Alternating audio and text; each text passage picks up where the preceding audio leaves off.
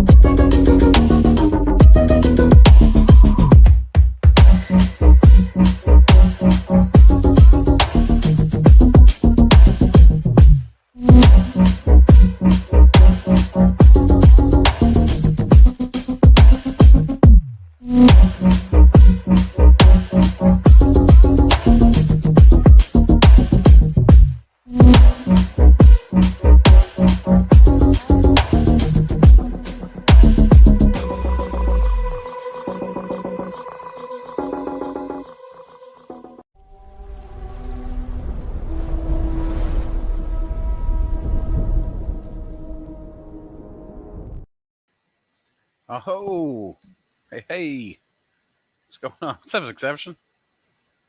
I did have an excellent Father's Day. Thank you. Let me know if you can hear me, by the way. This is a weird setup right now I'm using, so I've still got to set up all my cameras and everything else. So if you can't hear me, it's a problem. But otherwise, we'll just keep going. Getting to play with some new tools and stuff, and we had a really chill Father's Day, so that actually made it really nice. I'm not the kind that would I don't like to make a big deal of it, so thank you. Awesome. Yeah, I'm using a headset instead of my normal mic setup. What's up, Steven? Hey, thanks, man. I appreciate it. Yeah, it's good to be back. Things have just been crazy, and I haven't been able to just know that I'll be here every Thursday to do the live stream. So, hey, Justin, what's going on? Justin Norris. Yeah, thanks. It's good to see you guys too. Yeah, we're what was I saying? Oh, that's just crazy with everything. So a lot going on, a lot of changes. As always, my life is always a scramble for changes, which we're getting into a really good groove right now. So, man, the Spawn game has been really fantastic. Thanks, Myco Nerd. Not a Pandalorian, not a E2.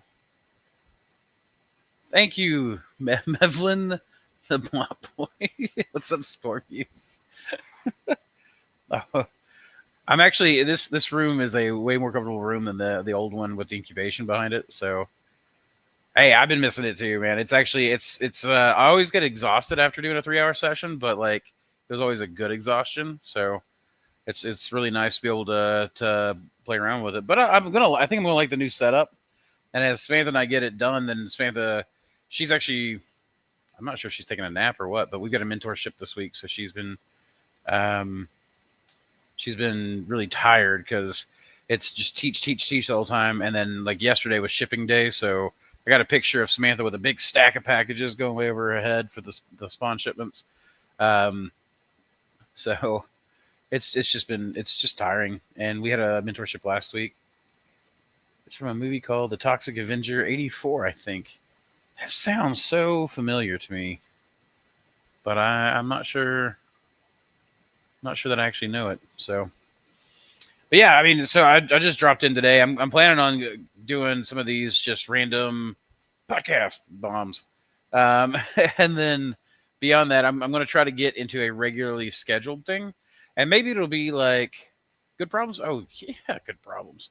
Excellent problems. We're like, again, like my life is starting to settle back down. We've got a lot of craziness going on. There's a lot going on with potential move. There's a recombining of the mushroom sphere. There's a lot going on in the mushroom sphere.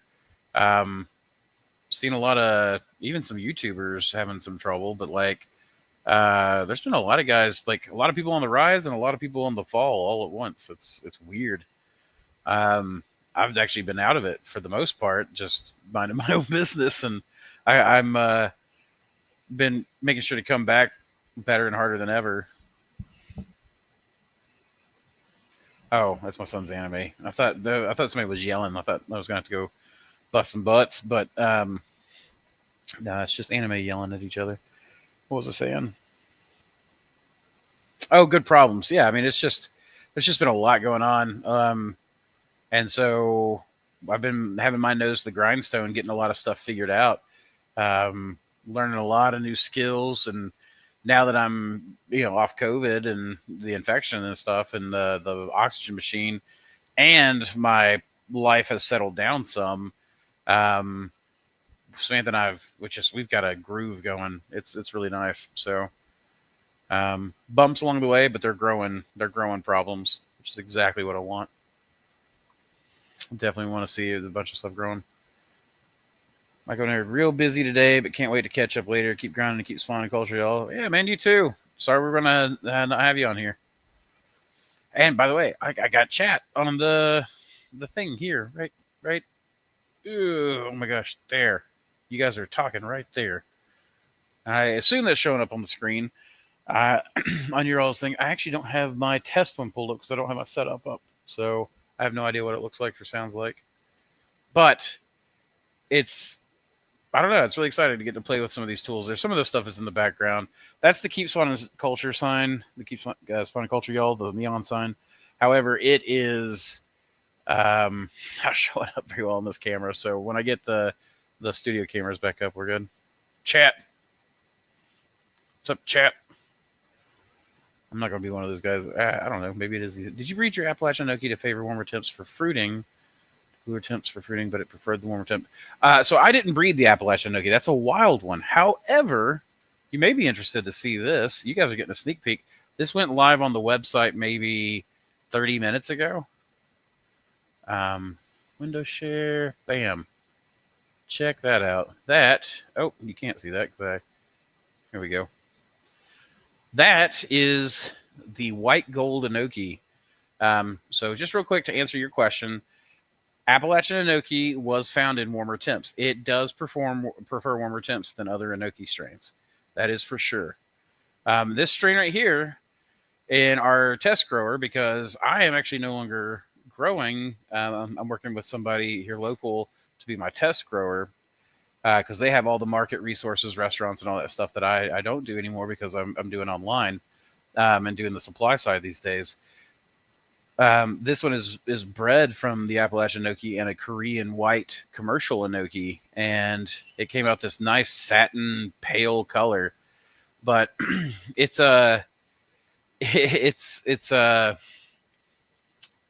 summertime. His grow room's always cooler than mine was this time of year, though. So I've got to get some good temperatures based off the grow that they're doing for this white gold. But I mean, it's growing in the warmer temps in his grow room. So though he does have, like I said, better control of it. But to answer your question directly, yeah, the Appalachian Enoki absolutely is. It does seem to like warmer temps.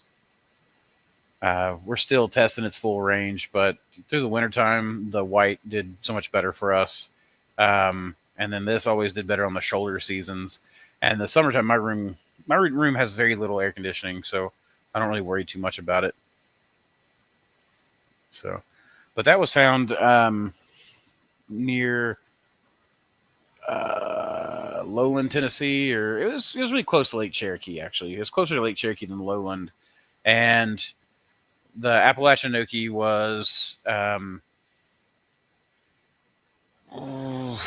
I want to say it was spring or early summer when we first found it. So, it being spring or early summer, I assumed it would like warmer temps. It always showed like it did. It would still grow in the wintertime, and it grows in my walk-in and refrigerator and stuff. But so it'll do well in that. But it does seem like it just really takes off in the warmer temps. We're actually I'm working on a lot of warm weather tolerant stuff right now. I think that is a niche that's really underutilized in the mushroom world.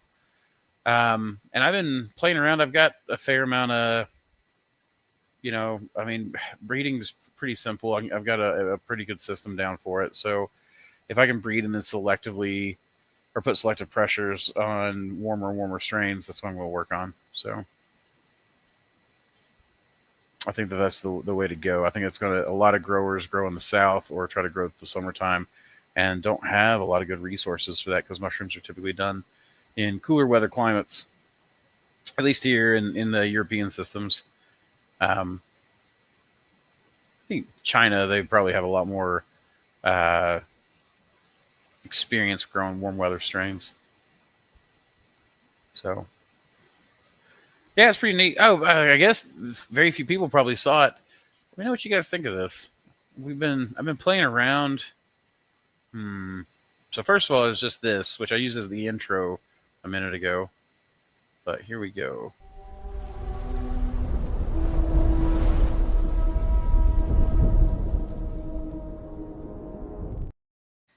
So that is pretty neat. I'm getting to play around with some video edits. And then as far as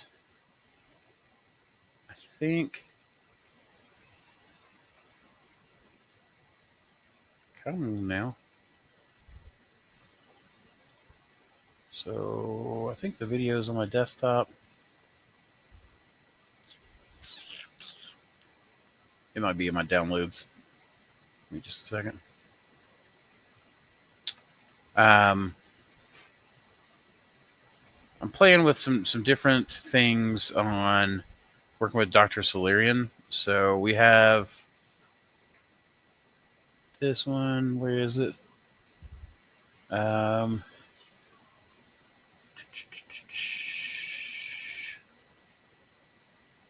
on. It should be easier to find than this. Oh, it's because I was looking at the completely wrong spot. Okay. Yeah, I'm doing a live stream. All right. So I just got to get where you guys can see it. And you're welcome, Justin. Absolutely. And yeah, man, thank you. Those, I'm really happy with those. All right. So let's add it. So this is my little play on Dr. Solarian and some video stuff I'm working on.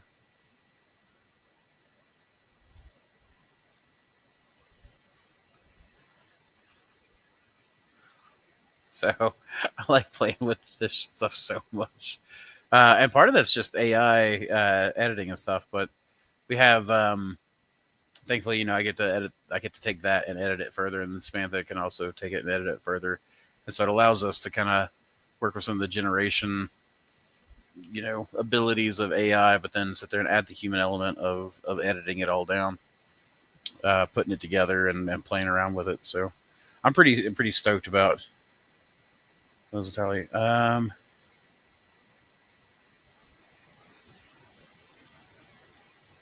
Sorry, I got a message there. Yeah, that's some of the tools I'm getting to play with. I mean, I was not expecting AI to get this good this fast, but it's definitely working with something. I mean, I'd been using it for a while to do some database stuff, some help with some social media stuff, because I could write stuff out and do it very quickly and then have it edit it and worry a little bit more about the proper pronunciation, or not pronunciation, punctuation. One of those days. And then play with some of the new streaming tools, like the actually in the chat, which is not new for everybody, but it's not something I've been able to play with much yet. And then, of course, we'll have, I'm going to get back to having guests and stuff on, try to keep doing the videos and add a little bit of some of the AI content just to help put a punctuation on things or to try to play around with stuff, but not actually. I don't know. I feel like a lot of people just use it lazy and they think the AI is going to do all the work for them, and I don't think that's a good way to go. I think if you're going to use AI, you oughta continue to put the human element in, because that's what people are actually interested in, is the human element. So use the AI to help allow for more human vision to be put forward, but don't limit it by just being lazy and trying to have it eliminate all the work for you. Hey, baby. I mean, the keys? I have them in my drawer back there. So, are you going somewhere? Okay, I didn't get the whiteboard out of the back of the pickup yet. Okay. Say what? Okay. Love you too, baby. Be careful. Sarah, good to see you again. We're Rio Grande Mushrooms in Del Norte, Colorado. Learned a lot from you. Much thanks. Actually, thanks. Absolutely. Thank you. Much love to you as well. It's good to see you on. I actually didn't even expect 20 people to show up on a just random live stream drop, especially at the summertime. I mean, the weather's nice, but I wanted to play with these tools, and I have got no idea if they work if I can't get in front of you guys. I can't remember what I was talking about beforehand, but the AI stuff. But I'm trying to think of what else I've got to show. Because we have quite a few things we've been working on.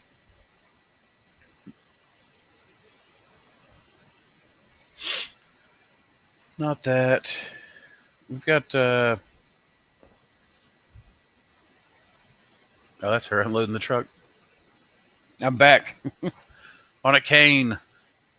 I hurt myself with lifting weights. So I'm on a cane for a few days. I messed up my Achilles heel. So that's really got me slowed down. But it's a good chance to work on some of the computer. And man, I was really trying to find.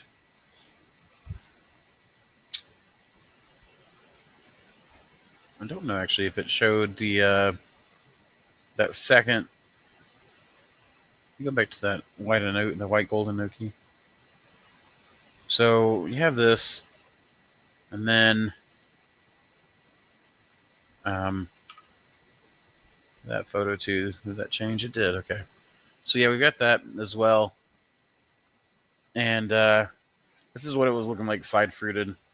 The link actually for this strain is in the description if anybody's interested in it. But it's the one that was bred from the Appalachian Enoki and the commercial Korean white. That's a dense little thing. So I'm getting really good reports on it as well from the test grower we've got. So that's actually something that's I'm seeing a lot of. Like I was talking about a minute ago, and I don't know if I actually finished this thought or not, but like I said, I noticed that there's a lot of change going on in the mushroom community. Now that I'm back, there's a lot of people who, I guess, like some of them were, giants on YouTube that are just kind of ghosted and gone, and then there's some other places that I know that have gone to business, and then there's places that are taking off like crazy. A lot of new farms starting based on the number of mentorships and stuff that we're doing. Let's see, what's it taste like? So I haven't got a report back on the taste just yet. Texture's fantastic. He's supposed to get back to me about it, but my understanding is just that it smelled very much like the normal Enoki. So it's still in the very early stages. You might call this like this is beta, open beta for people to try this strain. It's very productive and seems to do really, really well in people's rooms if they've got good temperature control. Enoki's always a little bit hard for places that get really warm rooms. We haven't tested this one's full temperature range yet either. So, but yeah, the people are kind of, you're seeing a lot of rising and falling, a lot of mix up and stuff going on. Some of this, some people are just, not that into it. And then some people are, I think, got hard business models that they've worked themselves into a corner on. And then some of it is obviously the ones that they've got the good business models are doing really, really well, taking off like crazy. And you're seeing a lot of consolidation. So there's actually a lot of change going on here just in my same building, though, because like Ben of Man of War used to sublease from me down the very end. And now he is on the other side of the warehouse, that great big side that the cable company had. And so they have some really cool stuff. I don't think I've got any pictures on the TC, but it would be really good if I did. Just kind of give you guys an idea. I think I got them on Discord, but the the Man of War space. They've got so much more space, and they're doing like they're expanding like crazy. The stir plates, actually, the stir plates are on our website as well. That's something that I should point out, and I should talk about the website actually because I've had some issues, and some of you guys might run into this at some point. And I don't think. Let's do the video. Awesome. You pull that video up. Cry for me, sister.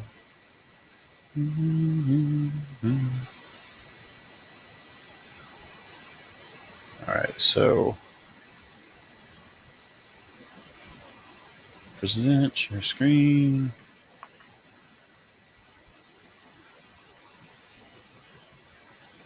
All right, so this is actually their new space. So I'm up in the mezzanine here, and that is, I think it's my oldest. That's been there. And this is, while it's a mess, it actually looks 10 times better than this because they have moved into a new spot. They've gotten all this room. They're like going crazy. That's not even the office space with the print bays in it. And I mean, it's just, it's phenomenal what having that space has done for Man of War. And now I'm subleasing from Man of War because he took over the whole warehouse, which actually gave him cheaper rent, which actually gave me cheaper rent, and then subleasing his old space to a contractor. So it's been crazy. Our farmers markets have been insane. We weren't expecting that. I've been wondering about Enoki. So Enoki's a fantastic one. If you can keep your grow room at a good temperature, like 65 or below, I don't think you're going to have a problem growing Appalachian Enoki, and probably not the white gold. The Korean white usually takes a little bit, like it likes cool too. Like we were growing it in like 40 something degrees by accident, and it performed really well. But the white gold and the gold are fantastic. Hey, thanks. Yeah, man, me too. I'm excited to have it back. I'd like to get back in that weekly groove, maybe even a couple of times a week. Just going on stuff. Let me. All right, so I don't know if you guys remember how my website had been, but it was. I was just not happy with it. I was not happy with it at all. And now I am much happier with it. So this is the website as it is. I've just had to do some patch jobs and things on it, but so far, like a lot better. I finally got a menu tab up here. You can actually drop down for the cultures. I've got a lot more to build out. I've got bulk packs to add. So if we go here, there's Appalachian Enoki. There's the standard commercial golden that everyone seems to be growing, like Main Captain Stem and North Spore and stuff. Here's the white gold, which is the one that we bred from the Appalachian and the white. And I'll have the white added up soon. We finally have, I was wondering why our extracts kind of went down. We finally have our extracts page up and easily accessible. These are the 3 main extracts I'm doing. So it's the first 3 I got up. And then our spawn page, I mean, that spawn is now our flagship product. I've got a few strains I need to add, like Mother of Pearl, which are now in. Goodness, what have I got? I've got like Mother of Pearl. BS26 is coming in the few days to the spawn page. Mongolian, the Wolf's Bloom, which is the Mongolian lion's veins, coming up back in soon. We've got a lot. We got a lot of spawn coming up. The Blob is coming up in spawn. Yeah, so I'm really stoked about that. Yeah, it's going to be pretty killer. And then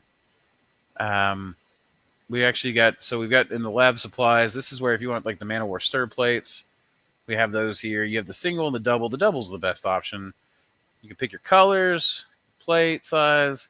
Like I'm doing all this myself. Samantha's helping me where she can, but Samantha's the one keeping the day-to-day stuff going and let me play with all this. So I am literally learning how to build a website on the fly, and I'm having far more success with it than I thought I would. So I'm really stoked about it. I never expected Dr. Solarian's elixir of mycelial mastery. Like, we always talk about it, right? But it has really taken off. I'm making bulk batches constantly, and people are really loving it. Like I need to get some reviews posted on the website. of it, but it's fantastic.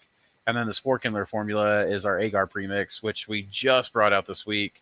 So I haven't seen a ton of that just yet. What's up, James? Good to see you, man.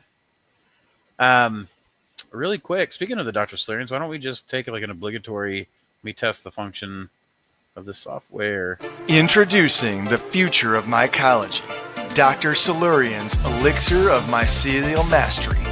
This isn't your average culture mix, it's a revolution in a packet, crafted for the dedicated cultivator seeking unparalleled growth. Experience the visual alchemy of this masterful brew. As you mix 10 grams with 500 milliliters of water, watch the solution transform into a rich, amber spectacle, the hallmark of a nutrient-dense sanctuary for your burgeoning mycelium.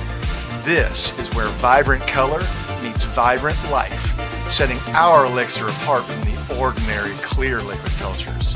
Prepare to be captivated. Mix 10 grams of Dr. Silurian's elixir with 500 milliliters of water, add a stir bar for thorough integration, and sterilize the blend at 15 psi for 45 minutes. Once cooled, introduce your favorite culture into this perfectly prepared, nutrient-rich environment. Watch in awe as the elixir works its magic, unveiling a mycelial masterpiece before your eyes. Choose Dr. Silurian's Elixir of Mycelial Mastery for a mycological adventure that's as visually enchanting as it is potent. I like that commercial. It's high energy. So, anyways, we got that, and I got the mycologium added, which it was on there. It had its page, but I went through, I rewrote the instructions and everything else that we want. The how to get strains out of the mycologium, which is usually through our Patreon. We've got it's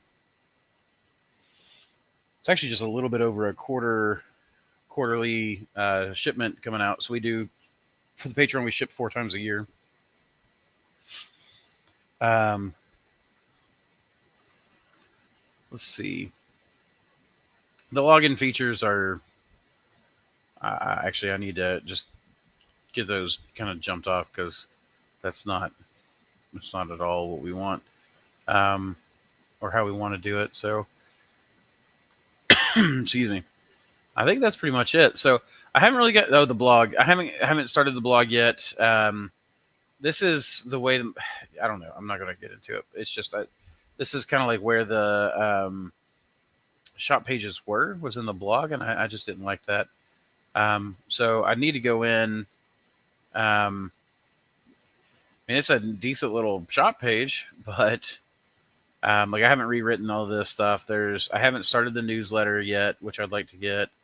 I've just got a lot of things that I want to work on, and it's coming together.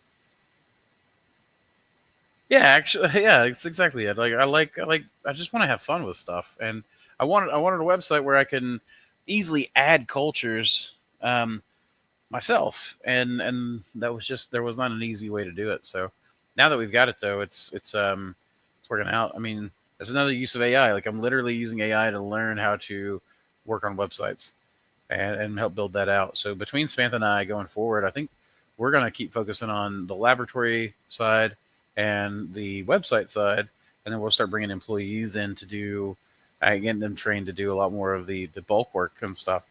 Again, the way we used to run it. But the gold leaf oyster. Whoa, it is coming down a freak storm. Like, it was sunny 2 seconds ago, and now it is absolutely downpouring. Well, welcome to Tennessee summers. It's like that. We get, it has rained like every day for the past 2 weeks, I think. Maybe not exactly, but hey, what's up? Ed Grand's on. You clone 2 Hericium, Maitake 5 oysters, Denosus, Squarelosus, Fleb, Closus, Oud, and Reishi, but don't have the tab space or sub to grow them. Oh man, well, I know a few people to grow them. Actually, Ed, I don't know how you probably haven't been here long, I guess. Yeah, so I was talking like we actually like my grow room is almost shut down. I'm about to build a small grow like tent, or make my grow room much smaller, and get more incubation space because spawn is our big product nowadays, and so that's taking up more of the incubation space and the studio space that was. And my life is all frying pans now. Frying pans, like yeah. Well, the I'm not sure what you mean by that. I'll be honest, but um, the uh, crap. I was thinking. I can't remember. Well, either way, I was going to show you. You might like this because you were talking about the new stuff. Oh, I was just talking about. I remember now. I'll say that before I show you the new thing. The one of the things that you missed was that we are actually going into like a network. So we have Man of War, which actually just took over the whole warehouse. I now sublease from Ben on that. So they're doing the mushroom equipment and supplies. So it'd be like, what is it? Mushroom Media Online, Man of Wars in that warehouse. It's Mossy Creek Mushrooms in this warehouse. Where there's talk about us moving to a new spot and combining. But we are also potentially staying. I don't, it's actually pretty up in the air because there is a new facility opening up that I can only talk a tiny bit about, and then a farm, and then that's what I thought you meant. I just want to make sure. But I'm shutting down my grow other than for like spore prints, and then the testing is done by a guy in Knoxville who does. Oh my gosh, it has gotten really loud here. Teddy, she'll be inside in just a minute.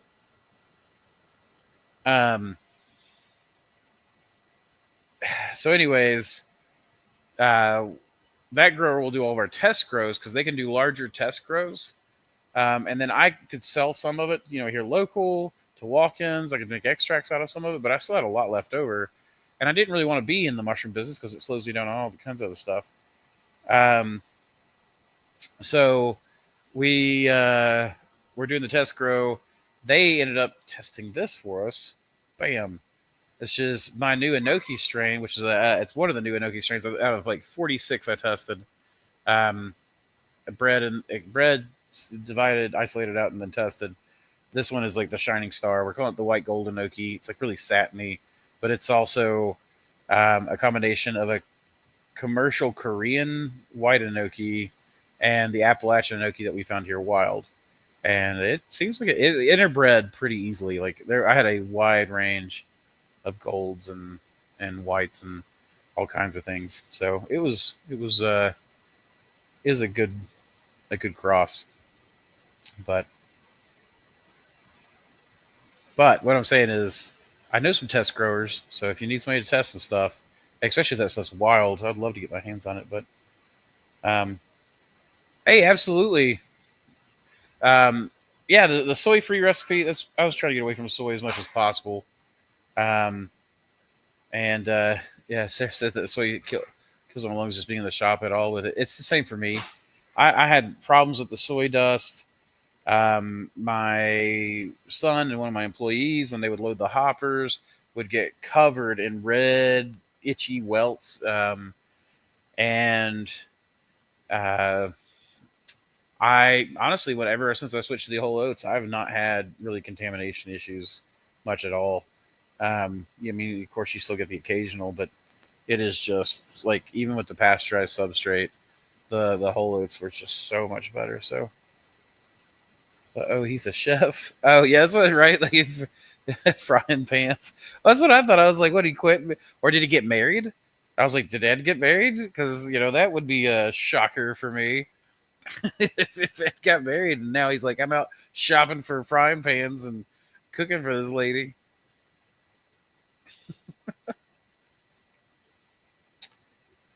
Oh, man. The new stuff, I'm trying to, I like that lighting. But then I can't like the same screen with that same lighting. It's going to be infuriating. Give it back. Let's see. Let me pull it back up. So I want to also show the. So that's the gold leaf, which is a crazy awesome gold oyster that we've been running, and it's about to go into the spawn option in probably 10 days or so, as long as everything comes out clean. That's another one of the new strains that's gone up since this year, and that's exactly what I wanted was for this website was to be able to do that kind of stuff. So I need to get a better photo for it because that's like a second flush or third flush on it. But that thing is so flexible, so fragrant, so good.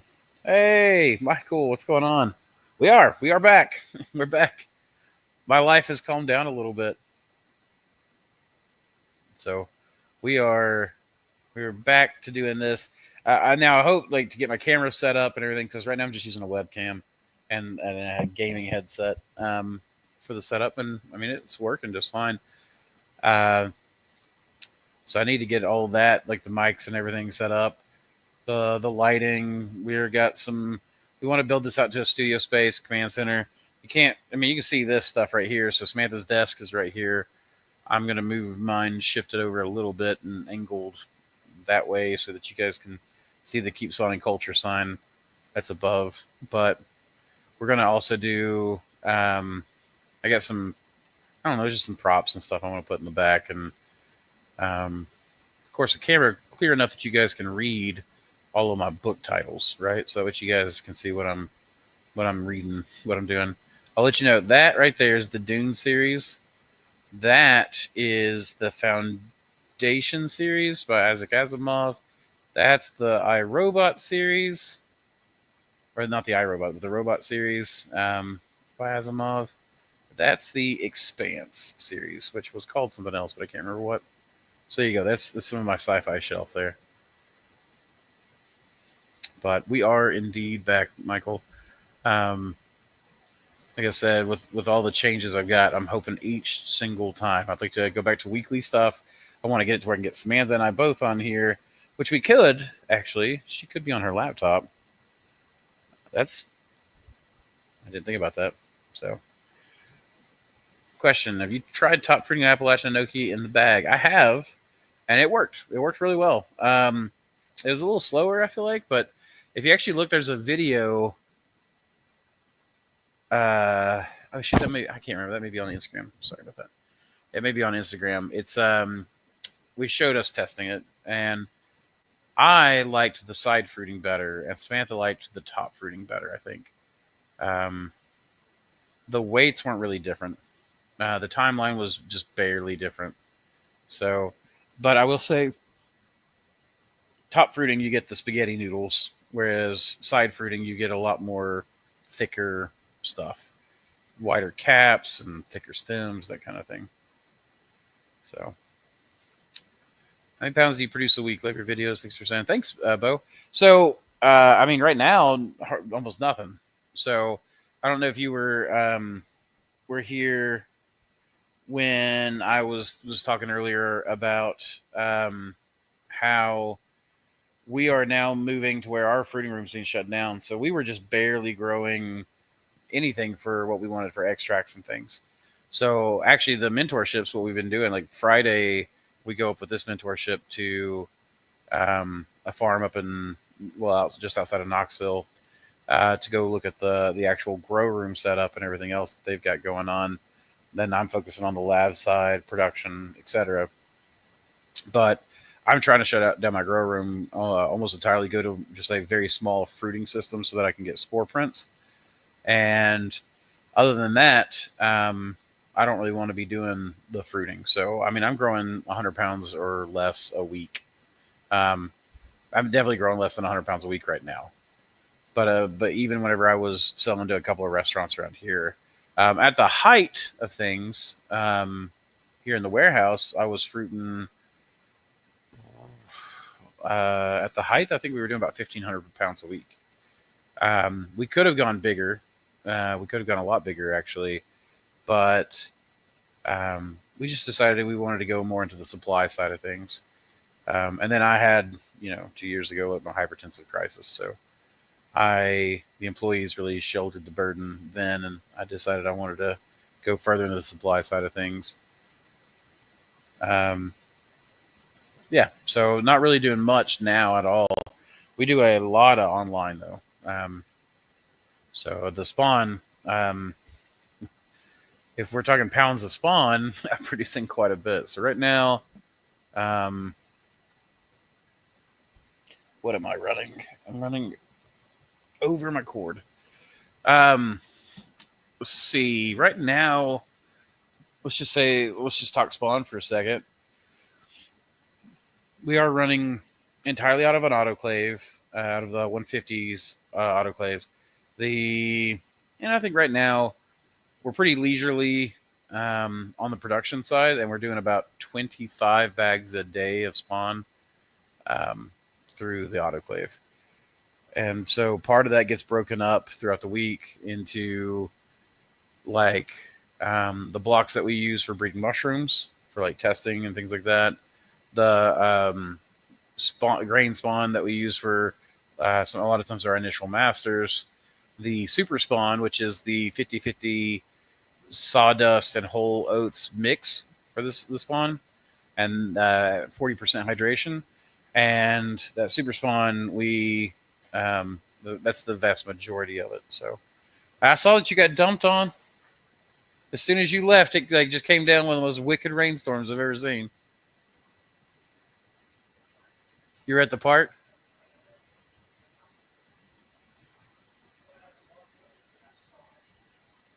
Saw the wall of cloud coming at you. So Brody was out on his e-bike and he went down to the park and was apparently got dumped on with that storm.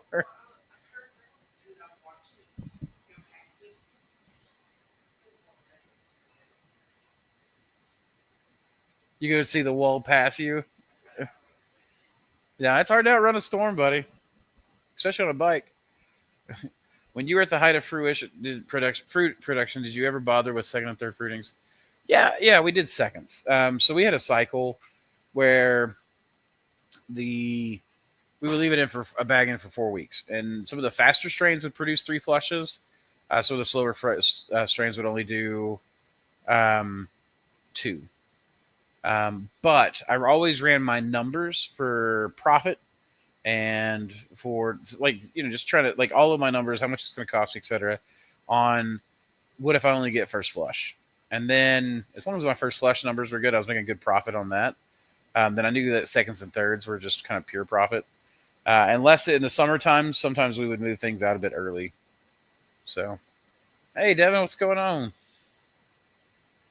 I don't know if you just felt that storm that came through or saw that, but Brody was out riding his bike, right? He like just left, and then the storm caught up to him. But yeah, so I mean, like when it comes to fruiting, that seems to surprise a lot of people. I kind of thought that we were. I guess I hadn't really done a video on it, but yeah, I mean, we went more online supply with everything. I mean, as you imagine with the YouTube channel and stuff, I've got a good reach for that. So it just made more sense to. Plus, it allows me to focus up on mushroom breeding, bioprospecting, which is really what I want to be doing anyways. So I don't necessarily want to be doing all the other things. I do like the fruiting. I love seeing the fruit, but it's just if I want to grow 50 bags of test product a week, I got to have an outlet for that. And I got to have infrastructure for that and employees for that. So if I can cut a lot of that stuff out and I can get someone else doing that where they actually make a profit. So like our strain testers right now are testing out stuff and then they're taking it to market. And then they're getting actually a really good tidy profit margin off it because market is retail. But then the other side of it is, which means that, so let me go back just a little bit. They're selling that at retail, so they get a good profit off of it. So even blocks that don't do like super well good yields for my test strains means that they get good prices off of it. So, and I'm wanting to bring in a couple more test farms over time. So we're working with some people in our Discord to potentially set that up where I can send them a bag of spawn, then a data sheet, get the data back, that kind of thing. Get the data back, plug that into the AI, add that to the database, etc. What did you use against fungus gnats? Primarily just cleaning. So cleaning, trying to keep your temperatures cold, um, moving blocks out faster. So typically, fungus gnats come in when temperatures are warm. Mushrooms are moving faster. Contaminations are moving faster. So what I typically do for fungus gnats, I mean, you can put traps. Those little make you a little bit of homemade wine. It doesn't. I mean, it doesn't have to be a lot. Like, pour some grape juice in a cup and let it kind of sit there. In fact, if you can put some grape juice in a cup and a little bit of yeast, and then a couple of days later, add a little bit of apple cider vinegar to it. Put that in the little fly traps. The homemade stuff works so much better than like even wine out of other stuff. Just make it a little kind of swampy wine, like it's homebrew, and then put a little surfactant in it, like a few drops of Dawn dish detergent, and those traps worked really, really well. But the thing that worked the best was just the warmer it got in your room, you're gonna have to move blocks out faster. So instead of every 4 weeks, it needs to be every 3 weeks, or maybe even every 2 weeks. Cleaning out your room. There's that sticky traps. So the pine rosin sticky traps that you just buy for go to Walmart, you can buy them right there for the household use. Those put up against the rails because flies will land on those rails in between mushrooms and stuff, and then they'll get stuck, and you can get fly paper just absolutely like chock full of those things if your room's got a lot of them. It's got like a scent in it, like a bait, I think. But the main thing that it's got instead of, they used to put poison in them, I think. Nowadays it's just like pine rosin, so it's safe. And then keeping your mold and bacteria down, your floors dry, keeping biofilm away. I mean, they're fungus gnats. They want that biofilm that grows all over everything. So the wetter your room, the more of that biofilm you're going to have. The hotter your room, the faster the life cycle of the cold-blooded flies, and the contaminants that feed them. So I remember there were people on mushroom growing back in the day. This one guy who swore, I honestly think that he was just on there trying to grow mushrooms, and he was trying to ward everyone else off as if they were competition and as if people wouldn't, I don't know that he was BSing, or maybe he took a course somewhere, took something that people said is gospel, and ran with it. But he was like, you have to have it HEPA filtered positive pressure, which, don't get me wrong, if I had a whole building that I could do that with, I would totally do that. But he's like, you have to have positive pressure to keep them out, and then you have to have a HEPA filtered vacuum that clips, handheld vacuum that clips to your belt, so you can take that around, and if you see a fly, you can vacuum it up. And I was just like, dude, I don't have time to go hunt every fly down in my room. Like, I can't in my house, because that's where I was growing at the time, put it as positive pressure because it'll bleed spores to the rest of my house, including my lab, because it's connected. So yeah, in an ideal world, sure, if I could afford the cost of a space program, but farms don't typically run that way. Farms that make money, all the millionaire farmers I know bootstrapped it, tied stuff together with twine and electric fence wire and duct tape if they were feeling like they really needed to fix it for a high-end cost. But that's where all those millionaire farmers that I knew came out of. So that's the way I prefer to do things, is look at what we have, look at what we want to do, and how do we get there with what we've got, not what is the most ideal thing that keeps me from ever starting. So why did you move to online products and away from selling fruits locally? Hope your health keeps improving. Thank you, Bo. Yeah, it's improved incredibly. Other than the fact that I am, on the cane again, that's just an injury, a minor injury at that.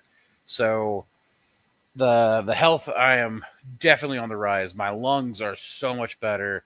I don't even have any problems with my kidneys and stuff anymore after the organ damage. and the scar tissue in my lungs is healing, so that's pretty nice. Um, in fact, I may get a fair amount of the full function back. So, and then you have oh,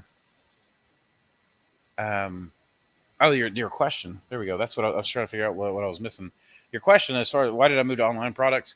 Well, a couple of reasons. Number one, I've always been more interested in the strain aspect of things than the growing of mushrooms things. Um, the uh, market is wider, so and that's not exactly right. The It allows me the as a person to access the country and international buyers, which I couldn't do with fresh fruits. I couldn't do with preserved fruits without um, um, kitchen licenses and all that kind of stuff, dealing with the FDA, that kind of stuff. So, but if I really am honest with you, like fully opening up who I am, kind of thing, we're talking more like when I was a kid, I was breeding isopods and flowers, and I had a spider farm where I would breed spiders. My parents didn't know about, I think, until I moved out. They were all in jars. My mom had nothing to worry about. Um, but it's like dogs. I've bred dogs. I've bred peppers. I've bred. I used to breed guppies. I had a whole line of guppies called heavy metal guppies. They were fantastic. I learned that with guppies, you could, if you bred putting your selective pressure on the females, then, so like for the heavy metals, all I did was I didn't even really look at the males that much. I just kept looking at the females. And if they showed any of that really, that metallic shine that fish scales can get, if they got, if the female showed any indication of that, I would put them in a colony with males who were, fairly metallic and showy. But the more I selected on the females, the greater the population shift towards that kind of thing. So I mean, that's the kind of stuff I've been into. I was in aquaculture for a while. It was literally a breeding facility and a fish hatchery, and for like an anemone fish, like clownfish and things like that. We did seahorses and all kinds of cool stuff. But and they're still in business. They're bigger than they like ever were when I was there. I bred the live foods for them. Some there was just like, if I look at it that way, that's what I was always going to be. That's what I was always going to be and be happy. So that's really why I went towards the strains. As far as online goes, there's a lot of advantages towards going online. One is that I'm not running all over the city delivering mushrooms. One of the cons is that it's pulled me back out of the local food system, which I really liked, which is why I'm actually liking this networking and combination that we're building of local mushroom farms, mushroom suppliers, et cetera, et cetera. It's putting, like, I finally get that taste while getting to specialize. And that's another thing. We're getting now to the point in the mushroom world where I think people need to specialize. They need to specialize on fruiting mushrooms, which I think it's the real value proposition, right? It's the real easy value proposition for people, is to get in, grow mushrooms, sell mushrooms. But then you've got value-added products. You've got extracts. You've got cultures. You've got spawn. You've got supplies. You've got machinery. You've got, when I say supplies, I mean, you got lab supplies, you got grow supplies, you've got grow equipment, you've got lab equipment, you've got all these different things that can be done. And so when I started this, there wasn't a lot of that. And so this gets to hit two things. It gets to scratch my itch of what my passion really is, which is new strains, diversity, things like that. And then the other side of that is that lost my train of thought. This is going to be the problem with the new command center here. Not you. Okay. Just making sure I wasn't talking about you. Goodness. With the suppliers, there weren't people doing a lot of this. I wanted new strains. I wanted new mushroom equipment. So Ben built me new mushroom equipment. Now he's building all of you new mushroom equipment, including the new stir plates. Live on our website under the lab supplies tab. He's got bag shakers and baggers and I guess I can't talk about the other stuff yet. And then you got all of this stuff. That's why I moved online. There was a hole there. It needed to be filled. We moved into it. Other people have moved into it as well. It's allowed me to set up my business to where, you know, okay. Here's another example. I live, and it's like 30 minutes away from Knoxville. But if I really am honest with like the distance, if I'm frank about it, I guess I'm always honest. But if I'm frank about it, it's like an hour minimum to do a delivery for anywhere in one direction. Then you got the other hour back.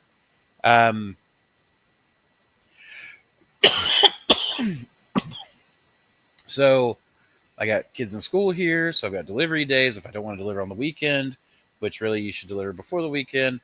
So if I've got kids in school, then we got markets, my entire week's taken up, and I don't get to see my kids on the weekend. They don't get to see me throughout the week, that kind of thing. So you have that. But the farm that's selling there now is much closer. They're embedded in the area. They live in the area. They, they're farm in the area. They have a much better ability. And these guys are previous mentees, so I was really happy for them. In fact, we gave them a bunch of our restaurants when we started to back out of the restaurant game, and so they were able to do that better. And now they've specialized. We've specialized. And so, now there's the marriage of they get to test things for us. They get greater diversity doing the testing. Then they get to grow the mushrooms, sell them, and help influence us and the strains that we select and the spawn that we produce. So there's just a lot of reasons, man. I mean, like I guess I could do a video on that one day, but it was a lot. I don't think that it's not necessarily for everybody, because like I was talking about earlier, there's some people that I've been hearing some things about. They're no longer in the mushroom game. Some others are still in the mushroom game, but not really. And the online side is a little riskier. Like doing your farm. Your farm is a solid base, and you can make a lot of money doing it. And sometimes I wish I'd done that, because I was only working 18 hours a week, and and had two part-time employees working 20 hours a week each. Samantha was only working 18 hours a week, and that was the years that we were pulling in 100K or more in profit. So those end up being a lot easier, I think. Question: does trike need fresh air exchange to sporulate? I asked because what seemed like a clean colony went green quickly after introducing to fruiting. I don't really know, David. I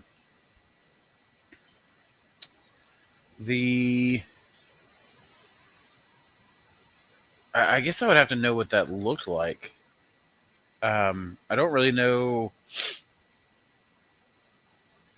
Let's see if I can find an example.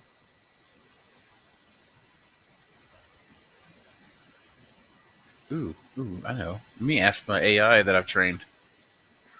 Does trike fresh air to sporulate?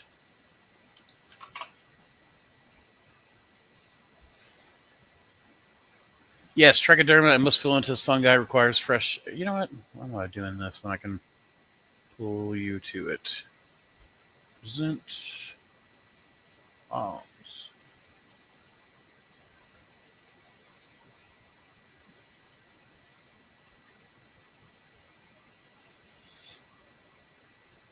Don't look at all my stuff. There we go. So, yes, trichoderma and most filamentous fungi requires fresh air exchange to sporulate properly. In the study you uploaded, elevated CO2 levels like these found in modified atmosphere packaging or MAPs were shown to reduce sporulation across many fungal species. Specifically, it notes, we found that an MA of 80% O2 and 20% CO2 led to reduced fungal biomass production, reduced sporulation, and reduced exudate from formation on agar compared to the controls grown under normal atmosphere.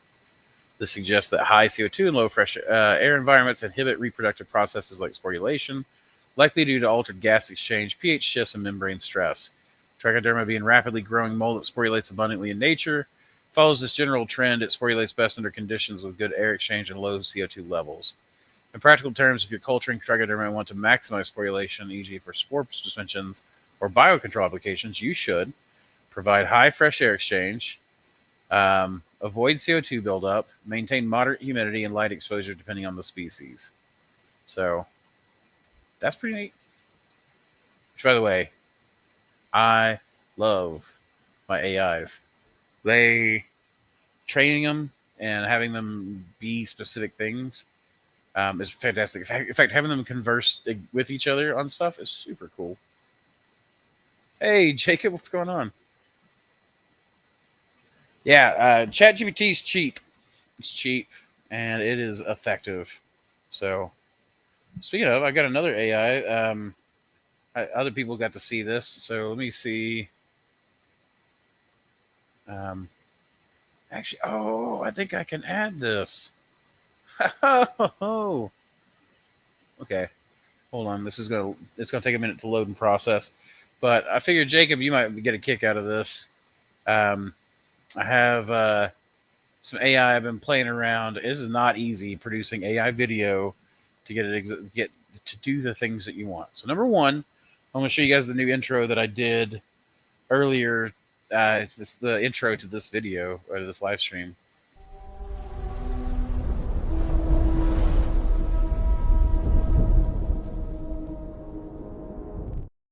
So that was the intro that I've been working on. That took some editing by myself, and it took some work from Samantha, and then it took some. A lot of that was AI though, but it took prompt after prompt after prompt. Like, people think AI is working with AI and getting it to do what you want is easy. It is if you got the training right, but it isn't. It isn't if you don't. And then here's another video I've been working for, part of our Spore Master series. Sanitize thy blade, or become the meal of mold. I do like this little blade warps there at the end. I'm not going to fix that. That's the minor issue, but it's still fun to play with. But yeah, that's the. I thought you might find that get a kick out of that, Jacob. Well, and everyone else who had joined us since then. But the stuff that we're about to do, like I'm about to start blowing up the live streams and trying to hit them. Like I said, I'm going to try. Not on mentorship weeks, probably mentorship weeks. I'll probably just do one live stream, but I want to get for one thing. This is way more comfortable than the stool I was using at the other place with the other table. This chair is a lot easier. I know I'm doing the annoying rocking thing and that kind of stuff, but it also means that I've got like a command center to do the videos, so I can sit here. This is my editing station. This can be my recording station. I've had some of those where I can go in. I can do the B-roll. And come in and do the explanations.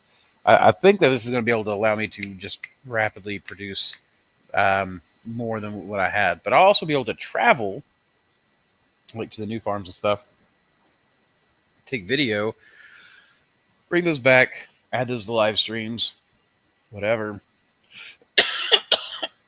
Excuse me. But yeah, make it just run with it. It does, yeah. Yes, voice matches perfectly. It's great. I wasn't really planning on showing you guys some of this other stuff, but screw it, I'll bring up another one or so. Since you guys are sticking around, there's this cool one that I made. I don't know how to use it yet. I like this a lot. It has very like Mega Man or Sonic the Hedgehog vibes, I feel like, to it. But here's this.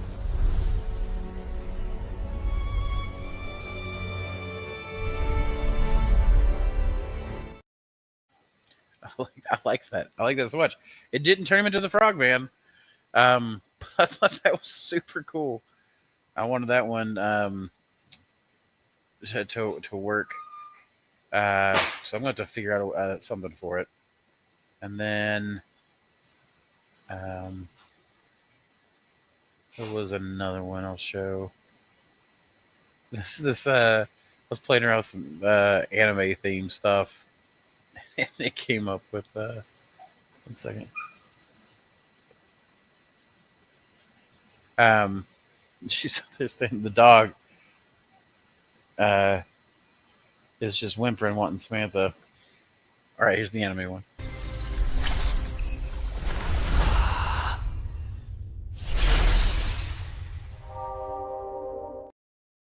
Dish to dish, trained fleors.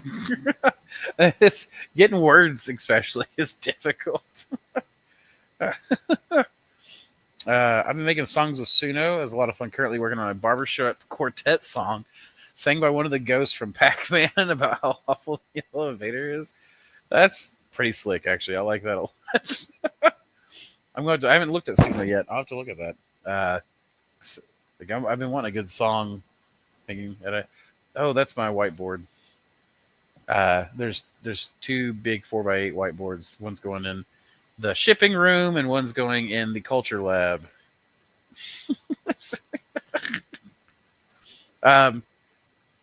What AI are you using to generate those? Oh, that's Gemini.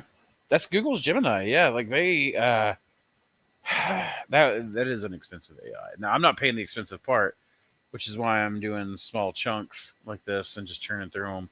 But it's kind of annoying because I'm like, you can only do 3 a day, and if it gets it wrong, too bad. You got to try tomorrow, and then you have to learn your prompts, and like it's been annoying. Do you think psychedelics will be legalized and become an industry like marijuana? I think one day they will. I think absolutely one day they will. I think that's the trend. I think it's wifeboard. It's whiteboard, but wifeboard works too. But yeah, as far as psychedelics go, I think one day they will. I do think one day they will. I don't know that we're there yet. We still haven't got the rest of the country. Like, I live in a state where marijuana is still illegal. In fact, they had the THCA or whatever. They just made that illegal to purchase. So it's like, they keep clamping down on stuff out here, which doesn't make any sense because it's everywhere on the black market and it's super cheap. Like, I don't know when to give you an example, my county became dry in like 10 years ago. So in my lifetime, this county became a wet county. Got out of being a dry county. So yeah, I think there will be. I think some things are going to have to spread first. We're still not federal on marijuana either. Things are a lot easier to prohibit for a politician than they are to bring back, because if they bring it back and crime spikes, and the other politicians can look at him and point. And as a politician, it's always easier to do nothing or to just say no to something. And for some reason, people don't blame you for the damage to that. But if you do something, and even if it is all greater good, but it ends up having some bad side effects, even if they're short term or whatever, people don't like that. So it's just, I don't know. I would like to see. I'm very libertarian minded in this mindset. Like, I'm very like, yeah, let people do what they want as long as they're not hurting other people. That is, the right. Like, I have the right to put things into my body, kind of thing. Do I think marijuana and psychedelics are for everyone? No, I don't. Just like I don't think alcohol's for everybody, but I think that is something that should be people's decisions. So, that said, if it does, every cubensis grower right now will be shitting their pants, because legalization will be the death of the small-time grower for psychedelics. It's a dry product. The big companies, as soon as they get a whiff of it, as soon as they don't have to be the first movers. It doesn't matter that the small guys have been in it for 20 years. When the big guys come with the money and it's legalized, those kind of mushrooms are easier to grow than weed is. So they're going to come down with a big hammer, and they're going to bottom out the market. You're already seeing it with just how many people are getting into it on the black market. Back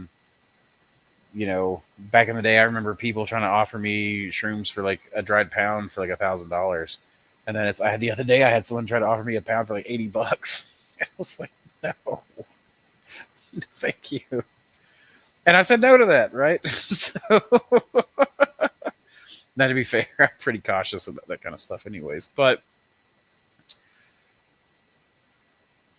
it would be great for people to have access to it, I think. But it will be bad for the growers who currently, like, culinary growers, gourmet growers.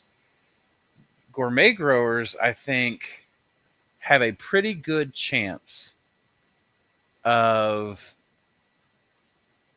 A, surviving the current markets that they're in, but B, gourmet growers, if cubensis became legal, they started growing it, I think that they would do better than most cubensis growers currently, because it's pretty easy mushroom to grow. If you can grow oysters, you can grow it. And the infrastructure is actually lower on it than for a lot of stuff like oysters. And the culinary growers, the gourmet growers, are already used to much smaller margins. They're used to having to grow hundreds, if not thousands of pounds a week to make things work. Versus, there are people I know that have run cubensis ops that grow a few pounds. And I don't think there's anything wrong with that. I mean, grow whatever level you want to grow. But they would have to scale that up very quickly with much lower pricing. And a lot of them aren't prepared for that. Thank you. Thank you, Jacob. I appreciate it. Some great research coming out of Stanford that should help push level legalization. I wonder how much of a play that'll actually have. I want that to. I mean, like, you can look at the studies and you can say that, but I mean, and it does have strong medical purposes, like strong medical potential. I mean, so it's possible that ends up being a really big, that might be an advantage. I mean, I think that there are case uses of medical marijuana that's been very strong, but it's still been very slow to adopt. So I would hope. I wish that society was, like, politicians in particular, made more sense than they do, but they don't. Funny enough, I think China would have dominated the cube market. They could, without some tariffs or something like that. They pretty much dominate the dried culinary market for a lot of stuff. But I don't know that they already do a lot of the pharmaceuticals in China. My big concern is that eventually, as soon as psilocybin becomes legal, they're just going to start synthesizing the stuff, and they're going to push the synthesized stuff as the safer alternative or whatever. So medical will probably not look like whole fruit. It'll probably look like not an extract, a synthesized product. And I don't really like that, but they're starting to talk about psychedelic assisted therapy here in Thailand. I'm just hoping they'll keep me in mind when they are looking for direction of research and handing out $10 million. There you go. That's the thing. Be in on the research. be in on the study and the research to get that sweet, sweet government money. That's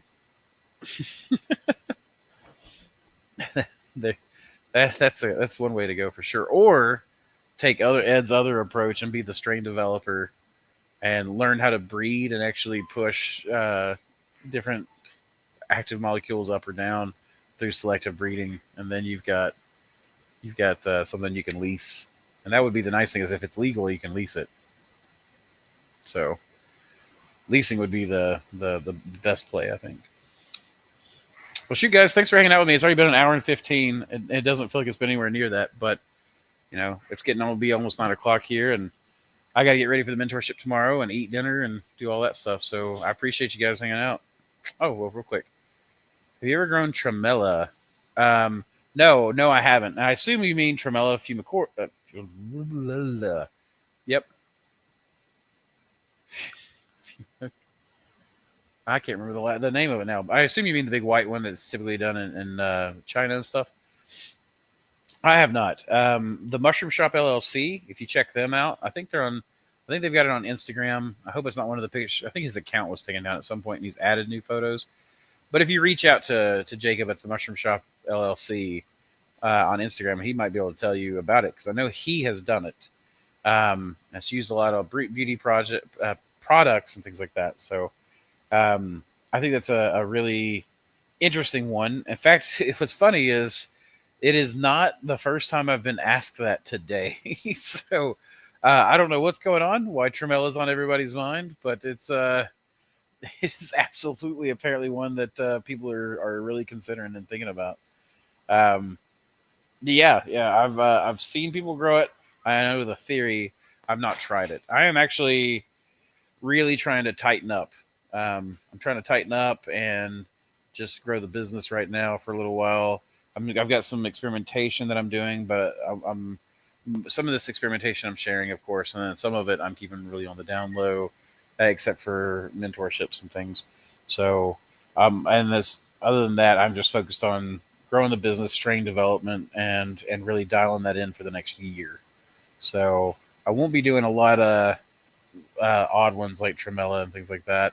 But I do know some people that do. So, like, again, the mushroom shop, Jacob Howard he amazes me. He's got some sort of fungal wizardry where he just is constantly growing new stuff like crown tip coral and the tremella and shaggy manes I'd never heard of, and silky rosegill and porcelain mushrooms and all these stuff. So thankfully I'm going to get to offer like a Jacob Howard collection.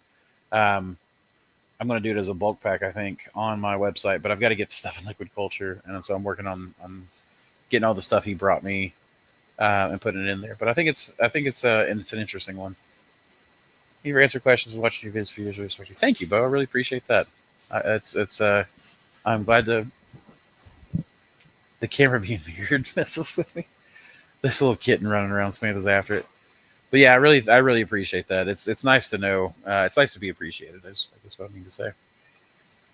Thank you very much for the live. You helped me a lot with that Enoki down the mycelium path. Absolutely, man. And check out that white gold, guys. That white gold is blowing my mind. So, again, just really quick. Oh, look, it's the little warrior kitten.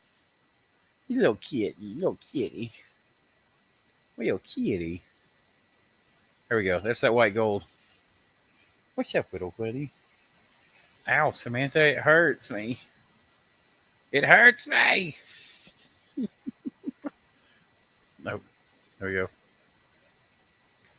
He was playing with my tattoo last night. Oh. All right. Thank you guys again very much. Check out the new website, or the website that I've been working on and building. And please email me with thoughts, questions, concerns, whatever you need. We'll be back.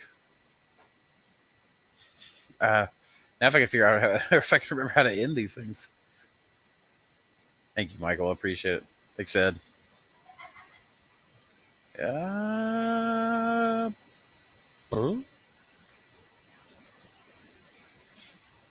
Hey folks, welcome to another sponsorship for the MushRune Cast. We're always talking about dialing in your grow setup, and when it comes to humidity, there's one name we trust, House of Hydro. These foggers are an absolute game changer for mushroom cultivation. House of Hydro's ultrasonic humidifiers put out an incredibly fine, cool mist. So fine, in fact, that mycelium can actually uptake it straight from the air. That means better hydration, better growth, happier mushrooms, and better yields. And let me tell you, these things are way easier to vent around your op than setting up full-on plumbing pressure systems. No pipes, no hassle, just perfect humidity right where you need it. And when you're working with the best, you want the best support. John at House of Hydro takes care of his customers better than anyone in the game. If you ever need help, they've got you covered. And because House of Hydro is sponsoring the MushRune Cast, we've got a deal for you. Use code Mossy at checkout, and you'll get a full set worth of free replacement discs with your order. It's up to a $50 value. Get yourself a House of Hydro fogger. Your mushrooms will thank you. Keep spawning culture, y'all.